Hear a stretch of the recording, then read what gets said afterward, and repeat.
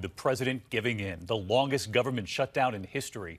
And he announced today that it will reopen with no money for his border wall for 3 weeks.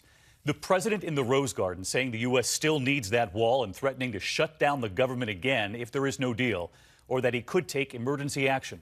So tonight, where does this leave us, and how soon will those 800,000 American workers get their paychecks after waiting more than a month? ABC's Terry Moran was there, and he leads us off.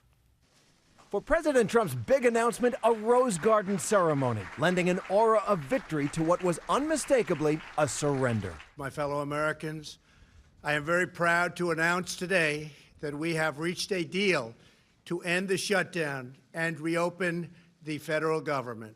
It was his shutdown, he proudly said, triggered by his demand for money for the wall on the southern border. But today, instead of a wall, Trump caved.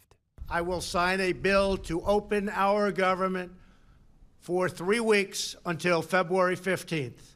The short-term deal, no money for a wall, back pay for federal workers who missed paychecks, but not for thousands of federal contractors who aren't covered by laws governing shutdowns, and a bipartisan congressional conference will try to hammer out a deal on border security. Trump still insists he hasn't given up on his wall. So let me be very clear. We really have no choice but to build a powerful wall or steel barrier. And he threatened to shut down the government again in 3 weeks or declare a national emergency if he doesn't get what he wants. But the public is turning sharply against him, and he faces a new reality in Washington, D.C. after Democrats won control of the House in the midterms. A triumphant Speaker Nancy Pelosi, who went toe-to-toe with Trump and bested him at every turn, isn't budging. Are you no longer ruling out any money for the wall? Are you now? Wait, have I not been clear on the wall? Okay. No, I have been very clear on the wall. She's also not ready to reschedule the State of the Union speech, which she stopped Trump from delivering during the shutdown. Senate Democratic leader Chuck Schumer summed it up. No one should ever underestimate the Speaker, as Donald Trump has learned. So let's get to Terry Moran live at the White House tonight. And Terry, the government now reopens, no money for a wall. But we remember right before Christmas, Republicans and Democrats struck a deal with money for border security, no wall.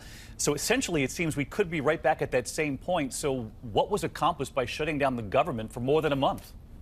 That's an excellent question, David. All those missed paychecks, the government operations grinding to a halt, the hit to economic growth, and we're right back at square one. But with a weakened President Trump, he's in a very tough place, between a rock and a hard place. On the one hand, the public is not supporting his tactics. On the other, his base and the right wing of the Republican Party demanding that he stick to his guns and get that wall done.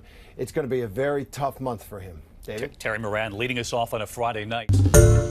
Hi, everyone. George Stephanopoulos here. Thanks for checking out the ABC News YouTube channel. If you'd like to get more videos, show highlights, and watch live event coverage, click on the right over here to subscribe to our channel. And don't forget to download the ABC News app for breaking news alerts. Thanks for watching.